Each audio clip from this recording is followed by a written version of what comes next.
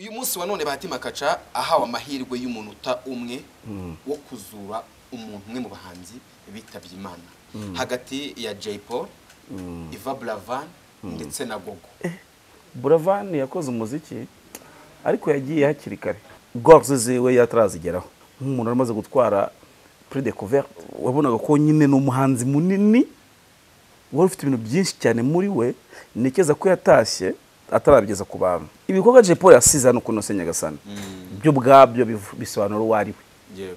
Ariko ibikorwa Buravan yasize wumva ko hari ibikibura kugira ngo dusobanukirwe Buravan ko turamusobanukirwa neza. Yari umudanje mu badanje ariko abantu bataramenya ko Buravan ari umudanje. Ngize nk'amahirwe nuko bitakunda iyo kugira ngarura nagarura Buravan kugira ngo aho yaragereje ahakomereze. Bahati Makaca akaba ari ikihebe. Uyu munsi wa none washimuse abantu batatu. Junior Giti, yego, Muyoboke, yego, na Coach Gaël. Mwabo bantu batatu bashimuse ugomba kwicamo umuntu umwe. Ye Muyoboke Alex ingoma umaze kurya mu muziki nyarwanda ni nyinshi. Junior Giti aracyafite inzara. Junior aracyakeneye kugira kubaka izina ku rwego rungana nk'urwa Muyoboke. Yego. Ubwo urumva ko icyo kimurokoye.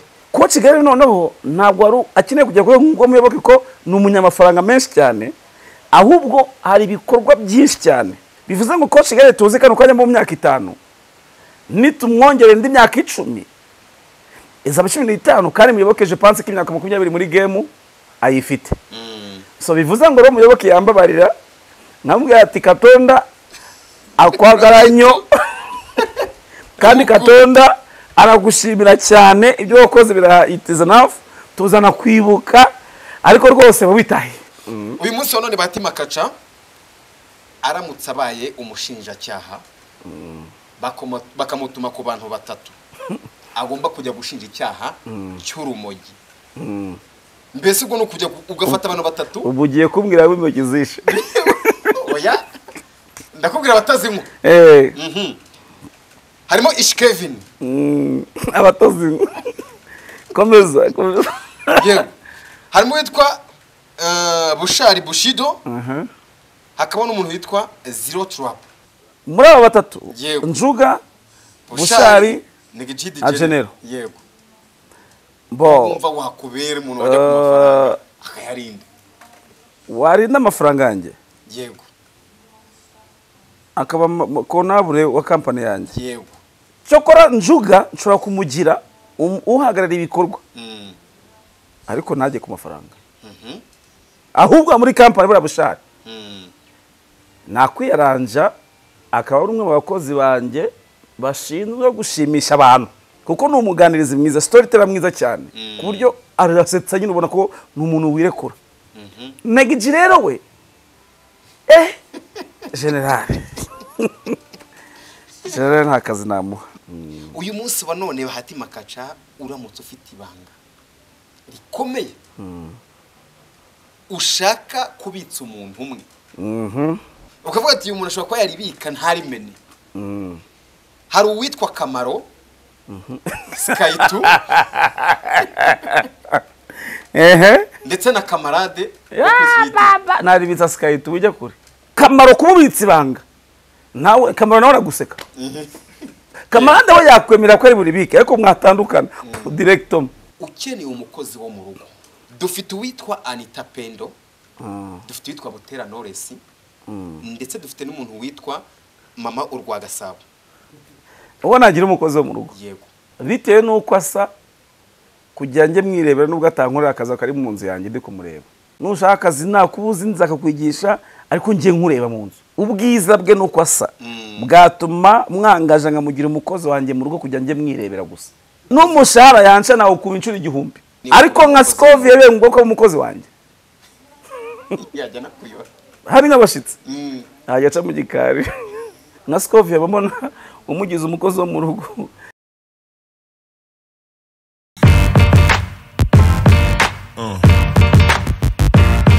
Yeah.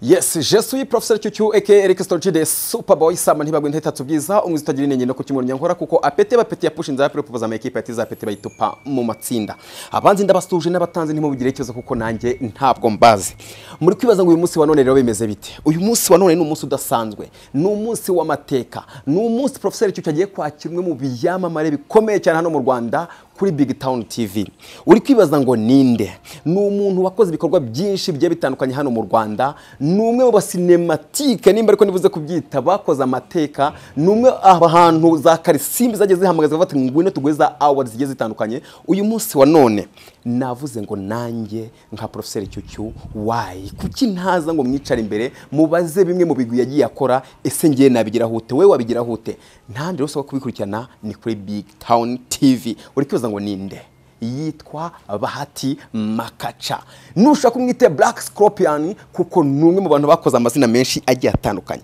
uri kwibaza ngo biragenda bite ahubwo se yaza mwajyahe reka tumubaze nimba ese ya cinema wa muziki bya bikorwa byinshi yagiye akora uyu munsi wa none aracyabirimo yabigarukamo cyangwa birakomeje yego reka nongere ngo ikaze kuri Big Town TV ndetse no akira umuntu ukomeye cyane yitwa Bahati Makacha nkuko nabibabwiye Makacha guhaye ikaze meze bete Chuchu meze fresh cyane Chuchu waba Chuchu kuva na kera ryahozeho nibwo bwa mbere nkwakiriye mu kiganiro kuva natanye mu bijyanye n'itangazamakuru by'umwihariko nabanje gutinyamo nakiriye boss wanjye nakiriye mukuru wanjye nakiriye umuntu ukomeye cyane muri uru ruganda uyu munsi wa none ntabwo ushobora kumva ukuntu nishimye ni by'agaciro gakomeye cyane gukora ikiganiro nawe icyo mbaza rero yego watangiye itangazamakuru ryari bon ubundi bajya bakunda kuvuga ngo umushi aho yava akagera igihe cyose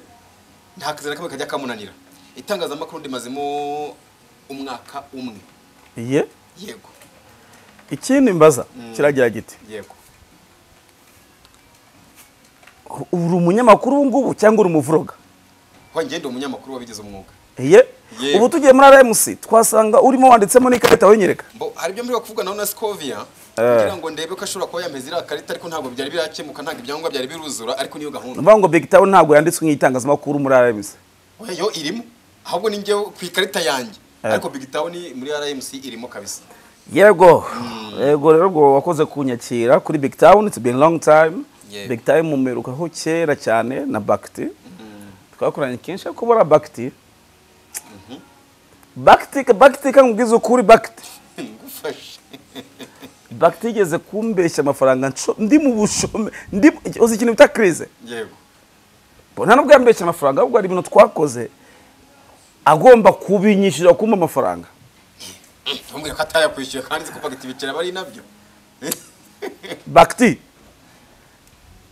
mwanangu kaka unajua umeone yani ukiangalia hii interview nawe bwana bwana nione kitu hapa umeone utume kitu kaka utume kitu unajua hiyo message lakini sasa sina njaa niko na pesa lakini pesa zikija kwa mwenye kuna pesa leo kuna kitu ninabitangaje leo ukiwa hauna pesa hawezi kupata pesa lakini ukiwa una pesa unapata pesa sasa leo jio niko na pesa inawezekana kama Bakti anaweza nitumia ile pesa yangu lakini wakati ule ambao nilipokuwa niko mkrize wakati nilikuwa mkrize pale tizo bwana nitumie tuma hiyo pesa kaka tuma hiyo pesa nipate una namba yangu na mimi na namba yako tuma pesa kwenye mbona tumikisha hii namba tu haya twakomeza hari hose ubwo agerageza kandi karakanyenyeri byo kwivugisha ngo karapfuye ngo kari gukora kishwe niki cyakishe ninde bakishe yagomba kugaragaza ko kari gukora rwose yego uyu munsi wa none rero ngiye mfite byinshi byo kuganira nawe kandi bajya kuvuga ko menshi two kuyamara tuganira numva amasaha abiri yashira by'umwihariko reka nambaze nagushimire kuko umwe mu bantu bangize uwo ndiwe no kuba ndi ruhande ya kamera uyu munsi wa none ndi kukubaza byose byatutse mu biganza byawe buriya rero reka mubwire iyo mpuye n'umuntu nafashije yego ngiye nafashe abantu benshi muri Uganda nazanye abantu benshi ngiye nshobora kuvuga amazina akagera nko kuri 10 bageraho babantu bakunyuze mu biganza baba star uyu munsi kandi bagiye bambwira ati wadufashe nk'abazana sinshobora kubavuga hano ariko iyo muye n'umwe imbere ya kamera arabyivugira nk'ubu ngubu Kalifari Ngovinda yarabyivugiye turi kumwe mu kiganiro avuga ati ngiye Kalifari nagiye kwa mama we ngira matuye umwana muzane dukora umuziki afite tala kabisa urumva Kalifari mpamvu muze nuko we yabivuze nawe urabivuze wowe urabizi ko nagushize kuri kamera bwa mbere yego uyu munsi uri umukinnyi wa filime mwiza waje mu itangazamakuru so bivuze ngo rero umunsi umwe nzayagara amahamagare mwese kuri telefone buri wese umwe kumwe nkamwe koko igihe mwanse biraga murabyibuka mwe mwabaye abasitari mutajya kuba ko mutagomba ko ikiza ni kimwe yego nuko narutuguru kurago rusombe jose ntago byabaho hari abaza bakaba abasitari ku buryo nk'uyu munsi bari kuri trend abantu babakunda ariko batazi story behind yego ariko nabo babazi ko batandu uza bayemusa uza abanyamakuru uza ba ngiye nkoze liste hano ariko umunsi we nzabyuka ejo bundi nabonye Alikiba muri Tanzania yarimo aravuga ati hari umunsi mwe nzabyuka mite mvuga abahanzi bose mu Rwanda muri Tanzania n'abango mu Rwanda babayeho kubera nge abahanzi nirwa nandikira indirimbo niba me credit nibagire kuti indimo zikabahiti niba namvuge arire yifanira kubivuga ati umunsi mwe nzabyuka mite mavuga nanjye rero hari umunsi umwe nzabyuka mfate kamera mvuga ati runaka utegerejwe kumamagara ukambwira ukanyicaza ahantu nkarya inkoko runaka utegerejwe kumamagara ukambwira ati bagwe fanta runaka nkabakubita nkabahera ruhande noneho uzabihakana azafata kamera aravuga ati ngenda bihakana ntabwo yigeze agira uruhare mu kunzana bazabihakana njya nkunda kubwira abantu burya ngo tujye dushima umuntu akiriho ariko ngo yamaze gupfa ariko bamvuga ibyiza bye bashima aho genze Chameleone yari mu ndirimbo bashima aho genze bashima iyo ugiye iyo upfuye kabisa nibwo ibyiza bye Riderman na Bulldog bari ngo bakunda bapfu yego reka twizere ko one day tuzatera intambwe tuvuga ngo rwose reka tuze dutanga amaturo ibya 10 by'ibyo twakoreye kandi icyo gihe bwa mbere muzi iyo nza kubasa amafaranga ngewe amafaranga nayo kugira ngo ngukoreshe wari kuyama cyo cyane amafaranga yiza kukinisha film aho nabambeshye sinagukinishije marore yadanje ngagushyira imbere ukagira akaba ari wowe men ahubwo uvuga ati kugeza uyu muntu utani nanjye mukinyi urenza abandi hano mu Rwanda hari amafaranga Kamarade Baida Kamarade nawe kamubwiye nawe yarabivuze kuri kamera hari amafaranga Kamarade namuciye kugira muzane muri game wapi Kamaro hari amafaranga namuciye shwi ntayo Kalifani nawe yarabyivugira amafaranga nigeze amuca ntayo hari abandi bo reka mbaceceke kuko bo ntago barabivuga mema nibi bikomezwa butari kuvuga ariko abo ngabo impamvu barabikomerezwa bo ntago barabivuga ariko umunsi umwe azabivugira no muri kamera zabo nk'umunyamakuru azamagara je mu kiganiro cyo mutavuga ariko nk'ubu ngubu ntabwo kwiriye kunyicaza oya uko byagenda kose n'abasani mwese aho muri muzi ko navuze ati muze dore ngiyi inzira harya buriya urabizi nanjye ko nkuru umuziki ko ndirimba ako se wowe nyumvisha indirimbo yawe ndaza kwikumvisha tuvuye kuri kamera wakwikimiye filime rero ibintu by'imiziki ko bitoroshye urumva byanze bikunze iyo ufite umuntu ufatira nk'icyitegererezo kenshi nyanguna kwibwira abantu iyo ufite umuntu ufata nka Romudo na n'uyu muntu utuye umunsi wa none ndacyagendera kuri kariyeri yawe ku bintu wakoze ni ukuvuga ngo iyo ufite umuntu ufatira nk'icyitegererezo ugerageza gutera ikirenge muke aho agiye hose nawe aba ari ngombwa uzahatera ikirenge reka twikoreye ikiganiro niba warakoze umuziki rero nanjye ngomba kuzawukora urumva njye nakoze umuziki kera mbere uko njye none se ko nakinye umupira nawe uzawukina nawe ukinyurananira nakinye handball ariko oya umupira wo ntago ari uwanjye umupira ntago ari uwanjye okay maka yego uyu munsi wa none nanjye guhera ku kiganiro nashaka gutangira kukubazaho niyo mpamvu navuze ati wenda bibaye ngubona twagakoze nk'ibiganiro bibiri ariko nimba nibuze kubisoreza byo ushaka gukora bibiri rero ntabyo ndaguha uburenganzira we yaranje mu kiganiro kimwe tujye kugirana umbaza ibyo ushaka byose ibyo ushaka kubaza yego aha reka mpere ku iki ngiki nuvuga ngo igice cya mbere ngomba kubanzirizaho ndaza kugisorezaho ahubwo mpere ku kintu nshaka kukubaza amaginga ye yego uyu munsi wa none mfite ikiganiro cyitwa namugira uwanjye ni ikiganiro ngenda nkakubaza amazina y'abantu bitewe n'ukuntu bazi ukagenda ukambwira uko umuntu muzi nimba wumva wamugira uwawe iyo tuvuze ku mugira wawe nuwe ni kwa kuno umuntu w'umukunda ukunda ibikorwa bye ubona n'uburyo akoramo ibintu ukavuga ati uyu muntu nta mugira uwanjye cyangwa niyahuza yego cyangwa niyahuza byose nta hantu na hamwe bihurira nabyo njya muri byanuza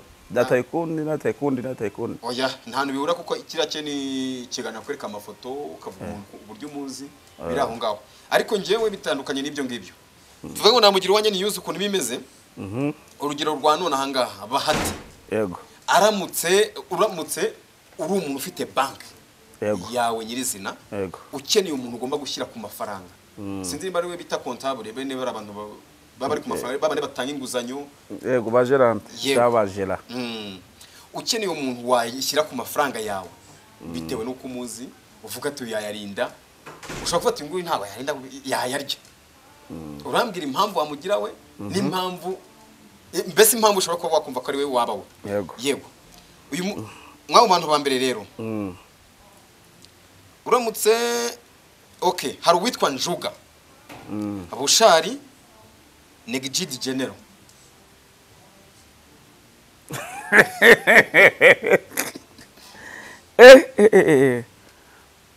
muri aba batatu Njuga Bushari Negid General yego bo umva wakubera umuntu wajya ku mafaranga akayarinda warinda amafaranga yanjye yego akaba konabure wa company yanjye yego umuntu wese ukeneye amafaranga ari wabaza cyokora Njuga nshobora kumugira uhagarara ibikorwa ariko ntajye ku mafaranga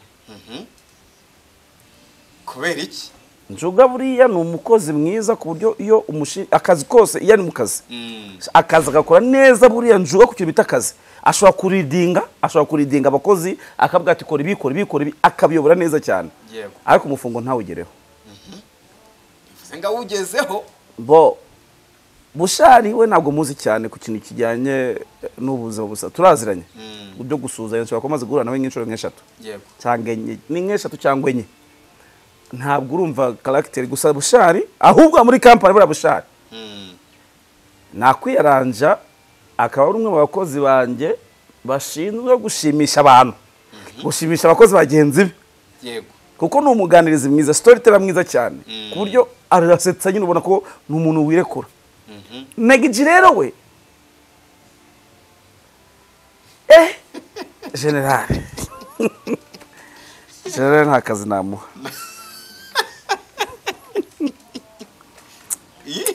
generali urumva company cyokora hajemo ibintu by'imiziki nka company oya nta muziki waza muri banki urumva ni banki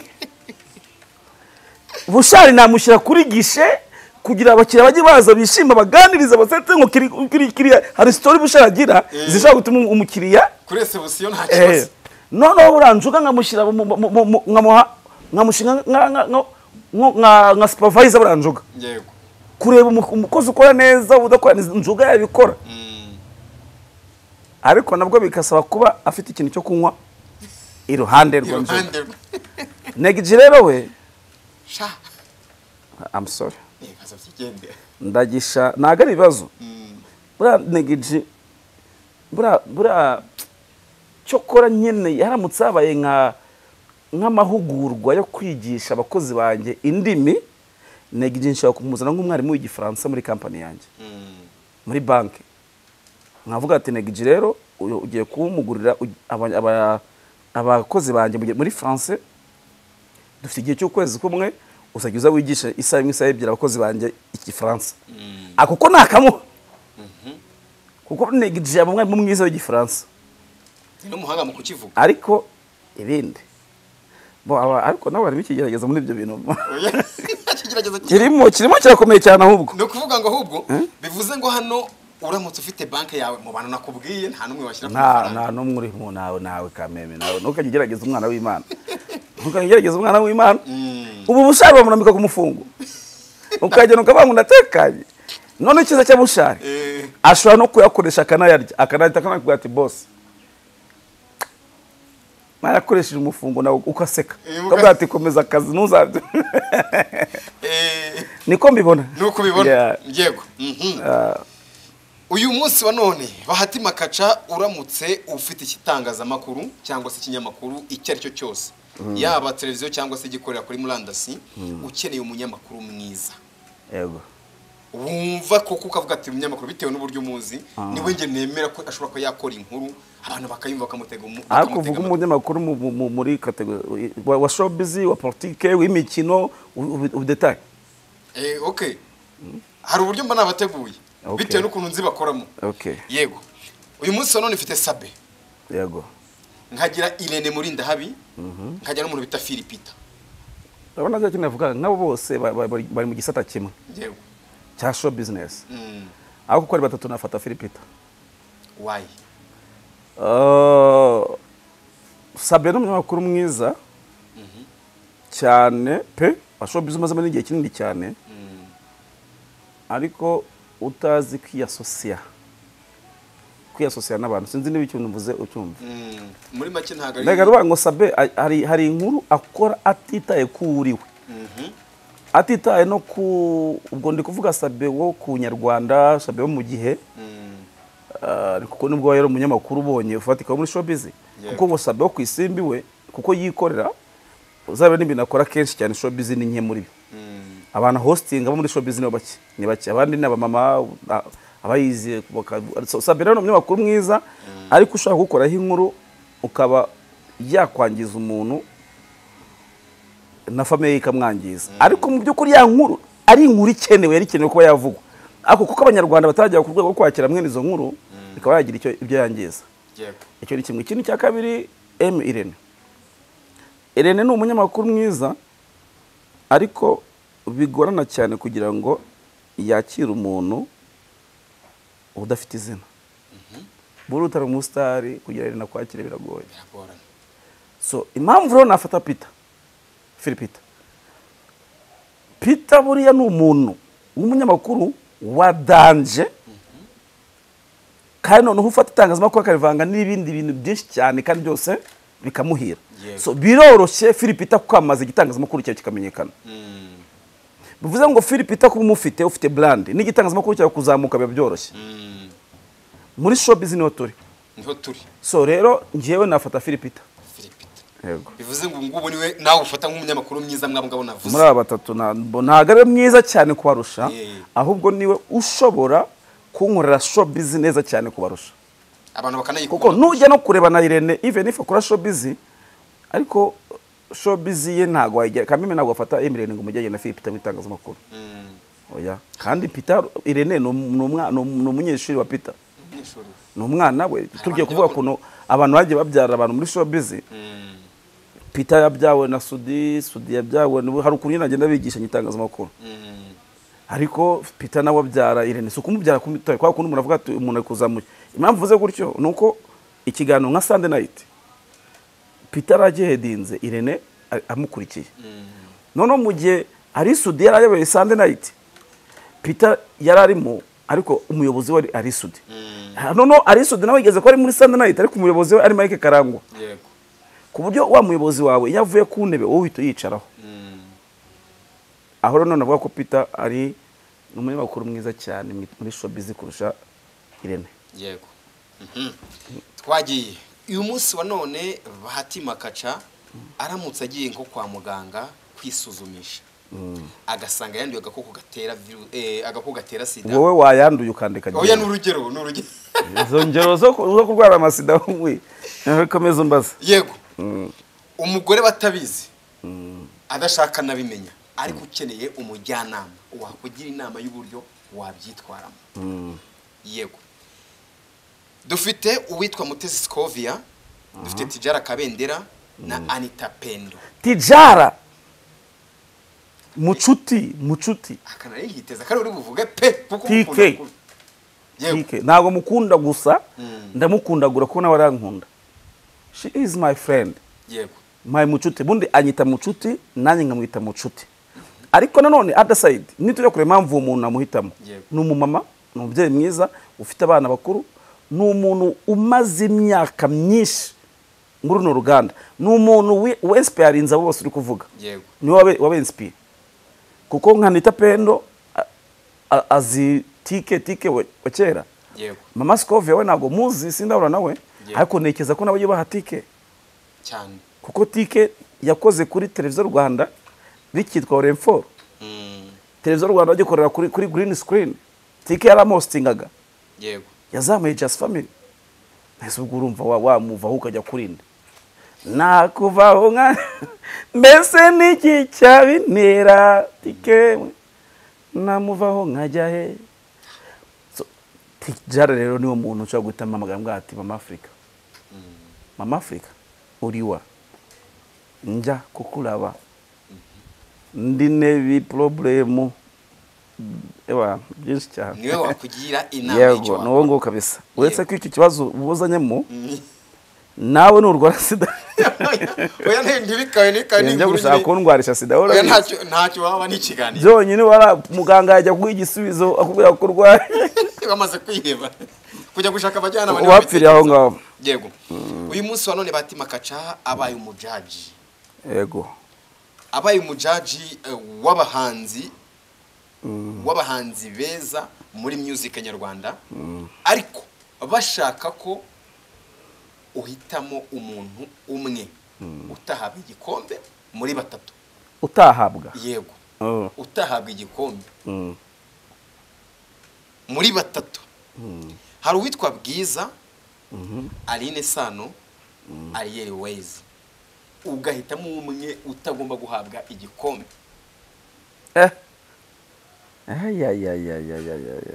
mu bibazo byawe se kwifata ntabwo byemewe oya urebamo umwe ugasubiza uko byumva ukavuga n'impamvu uvuze ko buriya rero iyo umubwira ati bose ko ari bikonyoze yego bose ni imiriro utahabwa igikombe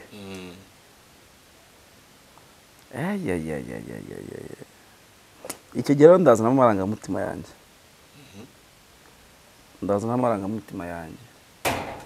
amarangamutima yaremewe kuko afite impamvu n'igisobanuro ndazana amarangamutima yanjye kuko nka buriya Aline Sano ni umuvokaliste wa danje urenze cyane ariko usa nkaho wagira ngo ntabwo yari yamenya abanyarwanda public y'abanyarwanda ntabwo yari yayimenya imbiga nagaramya ngo bano bantu bundi bakunda ibiki aracyakora music professional music akora nyine muziki munini cyane bigora abanyarwanda kuwumva no kuwakira mu buryo bwihuse yego icyo gihe rero nubwo Aline Sano akora umuziki wa danje ugoye abanyarwanda kuwumva binamwimisha amanota yo kuba yabona igikombe kubera yuko abandi bahanganye bo abanyarwanda barabakiriye n'imiziki barayumva ko iraborohera ahubwo ngahita mbwira Sano ati kuba igikombe nakiguhaye kugira utangiye gutekereza abanyarwanda like nk'umwana uri Kinyamakara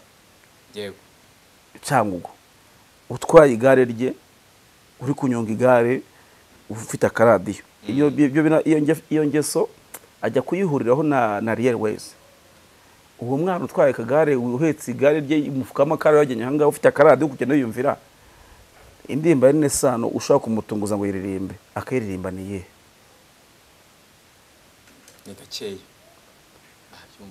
ariko umutunguzi ya Bwiza wumve buriya Bwiza bitewe na sosiyete abamo Bwiza Mico the Best niwe umwandikira imiziki Dani Vumba akamwandikira urumva Bwiza igihe cyose wamutungurira ati umuntu atirimba indirimbo ya Bwiza ihitiza yirukanka cyane ariko Aline Sano agakomplika abantu cyane Ariel Ways akabakomplikamo gakeya so bivuze ngo umuntu navuga ngo ntabwo ari bufate igikombe ni Sano atari uko ari umuswa yego ahubwo nuko ataramenya umunyarwanda akunda iki ashaka iki ku buryo amworohereza mu byubaho ibyo abantu urabiborohereza yego bivuze ngo Aline Sano utahabwa igikombe uyu munsi wa none Bahati Makaca uramutse ufite ibanga rikomeye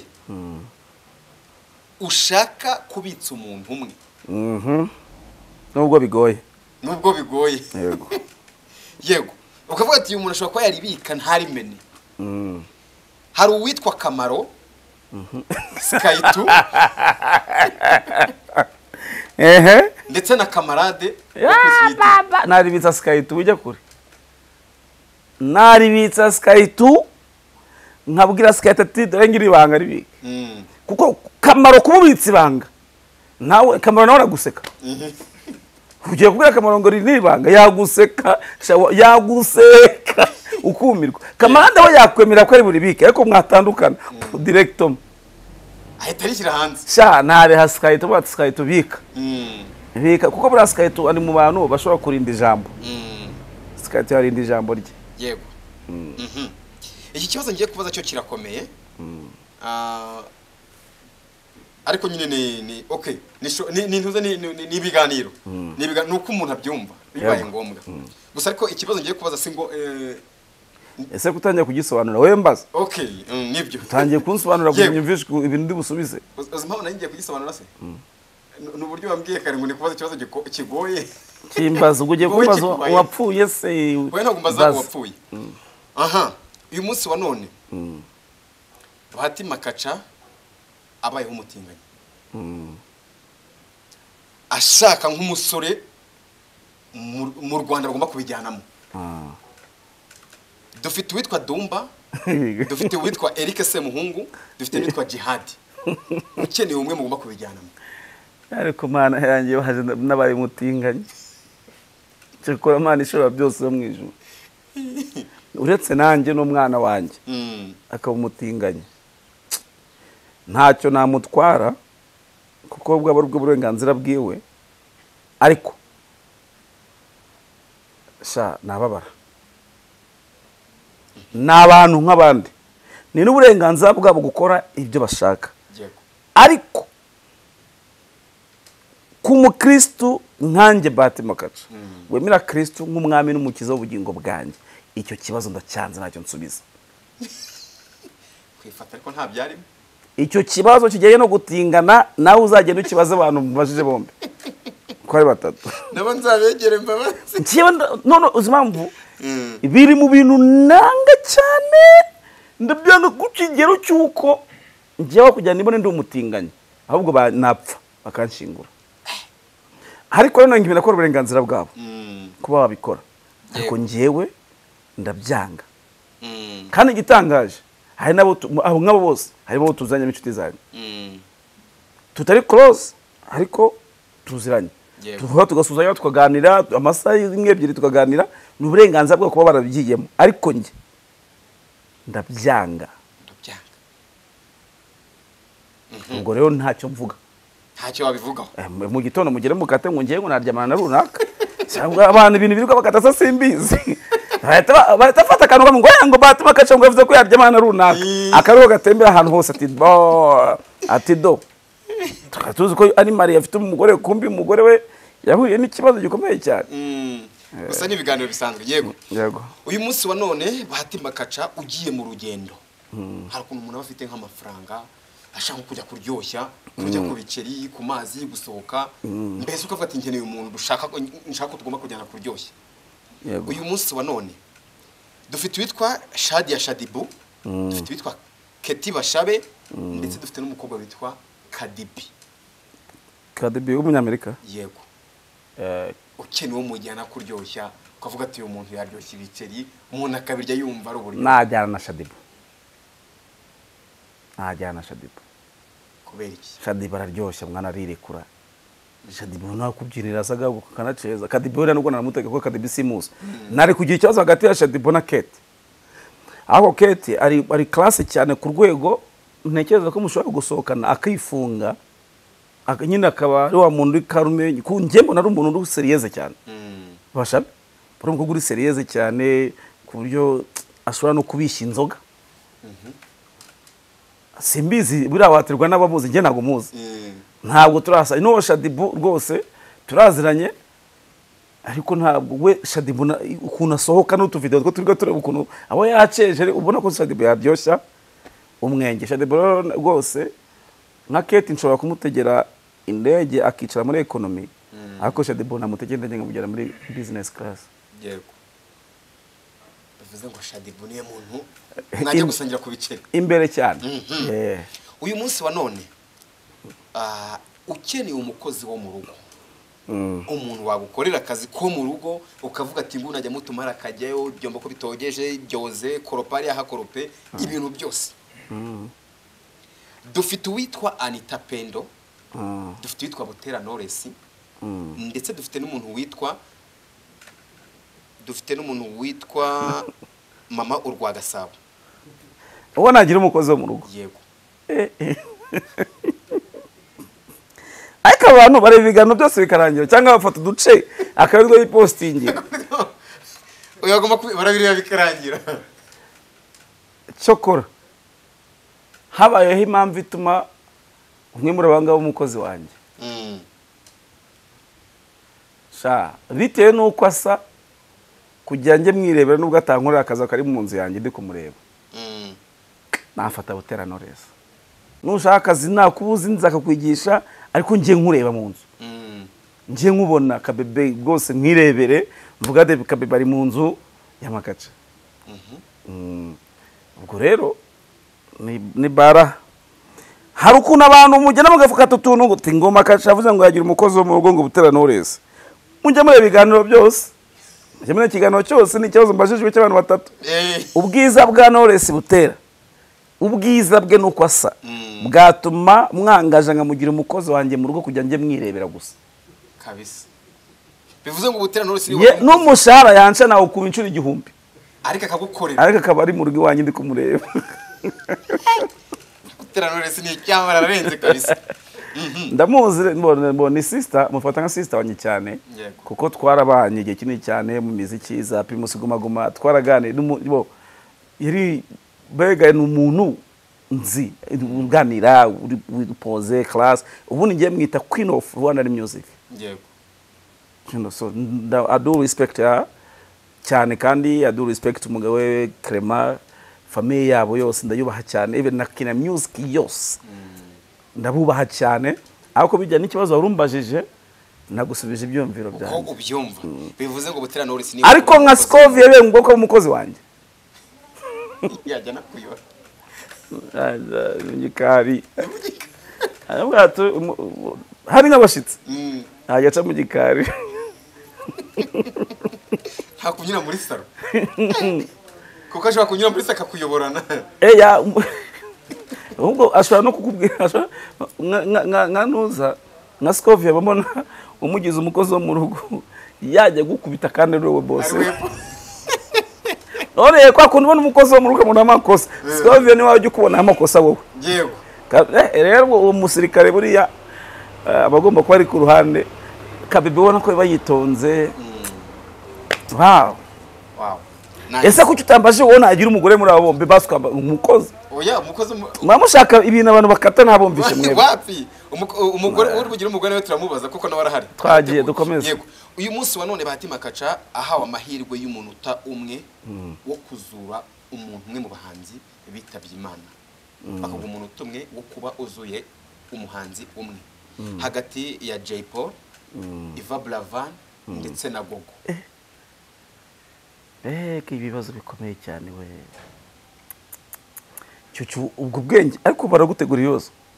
Wapi ndabyiteba. Ubwo bwenge wabigize ryari rero. Niyo mpamvu ko ndi umunyamakuru w'umwuga. Bo iki kibazo ndageze kugisobanura mu buryo bwitonze.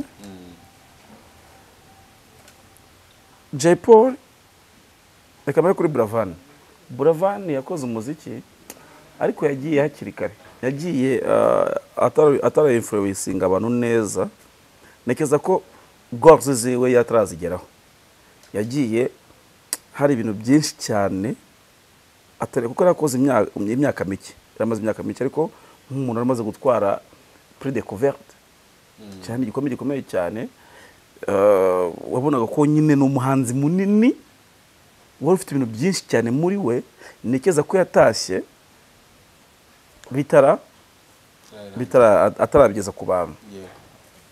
Hanyuma Jay Paul ataha ubona ko we ikivike asa nkaho ari hafi kucyuza kuko Jay Paul yakoze umuziki imyaka myinshi yari influence abantu hari abaperebenshi cyane umunsi bari hano mu Rwanda kubera Jay Paul. baza kunyumva neza. Yego. So bivuze ngo Jay Polly yatwaye Primus Guma Guma, Jay Polly yagiye muri Guma Guma zigiye kuzinga, nyine yabaye umurapa mwiza ku buryo ubutumwa bwe n'amaginga ngaye abantu bacyubaka societe nyarwanda cyangwa se na societe ndundi, abantu bose bumva ikiri nyarwanda. Jay Polly baracyamwumva, societe indembo ziracya baka bango ikivike asa nkaho yari hafi kucyuza kuko nka Jay Polly before yuko yitaye Imana ni yahagarika umuziki aho yaragereje dayibaye kuko yaramaze ku influencing abantu benshi cyane. Hari abantu uyu munsi bashobora guhagarika umuziki kuvuga ati akazi mwakoze nubwo nta kindi kintu wakora turacyakibuka. Jay Polly ari muri abo bantu. So icyo gihe rero ngiye Gogo nago nivuga ko nago muzi cyane bose Imana bakire ikomeze batuza heza, ariko ngize nk'amahirwe nuko bitakunda iyo kugira ngo ngarura nagarura Buravan kugira ngo aho yaragereje ahakomereze. Aho kuba amahirwe ya kabiri of course Jay Polly natamukurikiza ndamuzana. Wow. Bivuze ngo niwe muntu Jay Polly ni muntu wagarura mu muntu tumwe kuva ati nagaruke ku isi akomeze gukora ibikorwa. Mu muntu tumwe bamaye nagarura Buravan, Eva Buravan. Niwe wa mbere nagarura. Ahubwo nakongerwa amahirwe nkagarura Jay Polly kuko Buravan nabisobanuye. Buravan yagiye ubona ko hari byinshi cyane yari afite urumva je pense que yari afite nk'imyaka 3 kuri 4 kuri 5 ari mu muziki. Ngaho tekeza nka Buravan wo mu myaka 10 mu muziki bintu ariko bamaze gukora. Yego. Ariko Jay Polly yari mu myaka 10 mu muziki yari ifite. Yari hejuru y'10. Buri atashe imyaka 10 ayifite mu muziki. So urumva ko Buravan ari byinshi yari afite gukora yari atarakora. Jay Polly yarabikoze byinshi bihagije n'uyu munsi imiziki ya Jay Polly uyu muntu wese wumva indimo za Jay Polly tuvugisha ukuri ziramwubaka. Yego. Ariko Buravan ubona ko hari ikintu yagiye ubona ko hari yagiye kare. Na Polly yari umwana yagiye akiri muto. Jay Polly afite imyaka 33 yari akiri muto, ariko ibikorwa yakoze ibikorwa Jay Polly asize no kuno Nyagasani byo bwabyo bisobanura wari we. Yego. Ariko ibikorwa Buravan yasize wumva ko hari ibikibura kugira ngo dusobanukirwe Buravan ko turamusobanukirwa neza. Yari umudanje mu danje, ariko abantu bataramenya ko Buravan ari umudanje. Yego. Yego. Twaza ko cyagikomeye. Yego. Batima Kaca wa none ahangaha w'umunyarwanda. Aba yatari wo mu Rwanda ari wo muri Syria. Syria. Muri Syria. Syria kandi. Akaba byagenda gute rero? Yego. Icyubaza. Nicyo ngiye kubaza. Yego. Akaba wo muri Syria. Batima Kaca akaba ari ikihebe. Uyu munsi wa none washimuse abantu batatu. Junior Giti. Yego. Muyoboke. Yego. Ndetse na Coach Gaël. Mwabo bantu batatu bashimuse ugomba kwicamo umuntu umwe.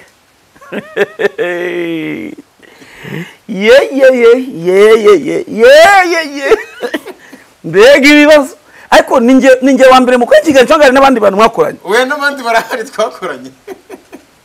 Aho gushaka kurunga abantu bategura ibibazo biremereye. Reka rero nkubwire. Yego. Muyoboka Alex ingoma umaze kurya mu muziki nyarwanda ni nyinshi. Nukuri ko Imana ndamukunda cyane manager yakoze ibintu byinshi cyane. Iki kibazo cyajya gusa nk'icyo maze gusubiza mu kanya. Yego. Alex nawe asa nkaho ibikorwa yakoze kanu kaya birivugira. Sha biravuga pe umuntu tubaha Muyoboka Alex. Nukuri kose umuntu tubaha Muyoboke. Umuntu sinzi wari we. Muri industry mu Nyarwanda. Yazamuye abahanzi benshi yakoze yashoboye n'uyu musa cyabikora. Ariko Junior Giti aracyafite inzara. Junior aracyakeneye kugera kubaka izina ku rwego rungana nk'urwa Muyoboke. Yego. Ubwo urumva ko icyo kimurokoye. Ndikihebe ngiye ariko nubwo ako kayando rwihe. Yego. Kuba Junior agifite kugera ku rwego nk'urwa Muyoboke ubwo cyo kiramurokoye. Same way na Coach Gaël. Yego.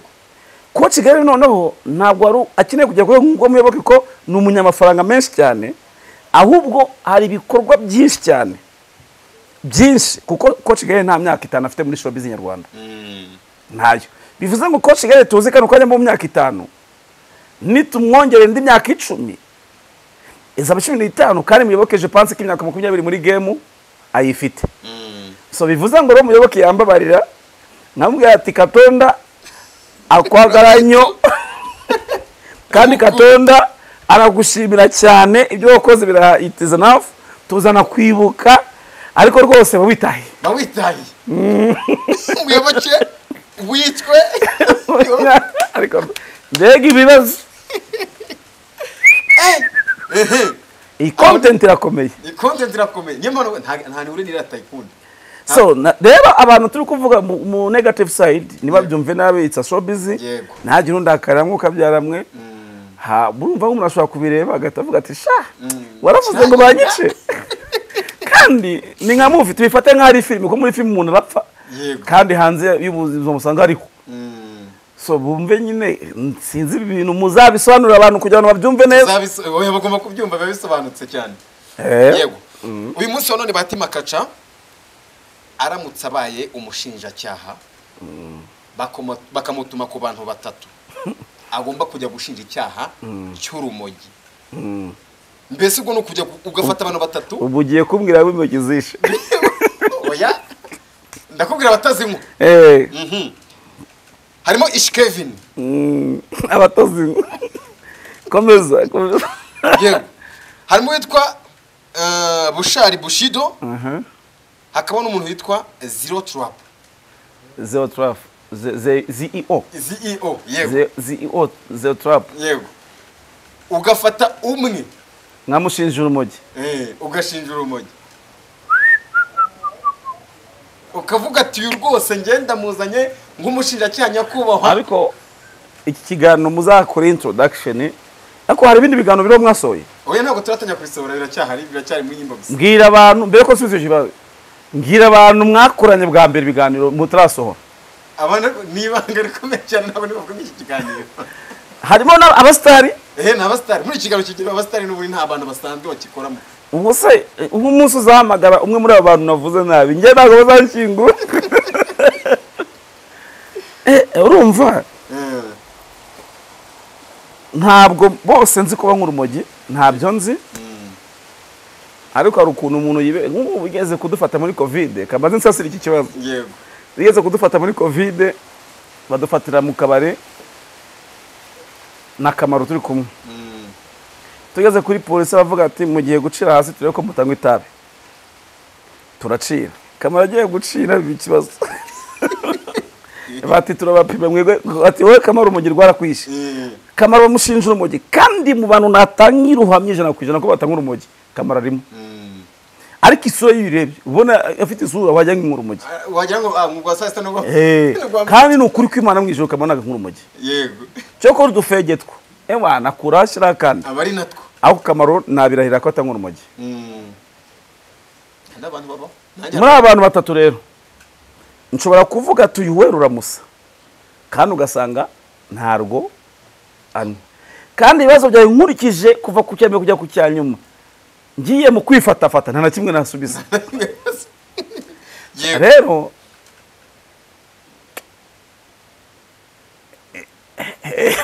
nashinja nyakubawe urabizi umuntu nashinja urumogi nubwo naba mubeshyera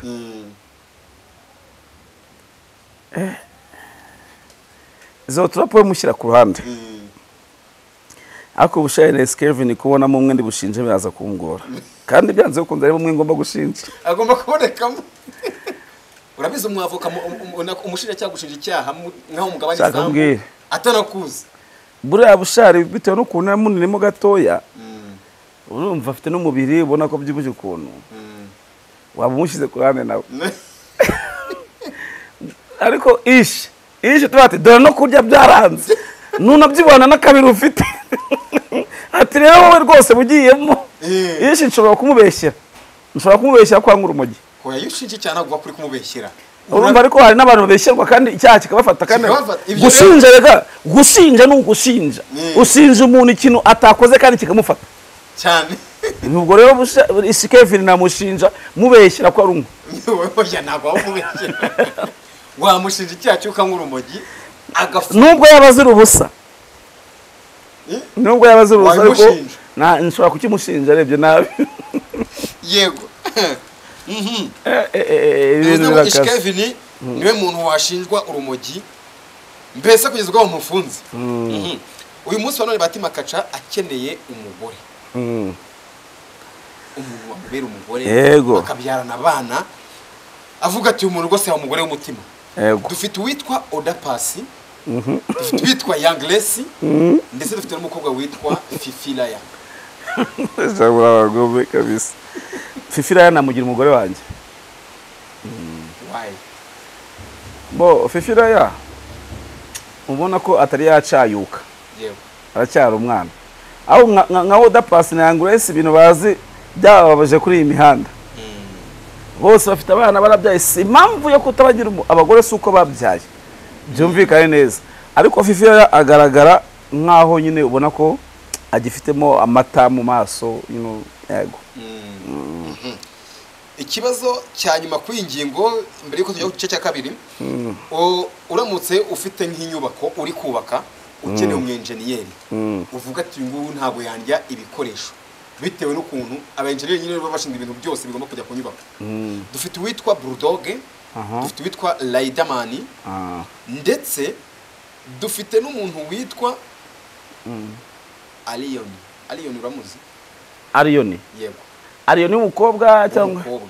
Aliyoni nyine. Yego. Ngiye hari umuntu muri showbiz nazungu uvuga. Ntawe. Yego. Nafata Riderman. Umuntu uvuga ati umajye guhagarira chance yanjye ndabizi ko nta kintu kimwe kiraburaho.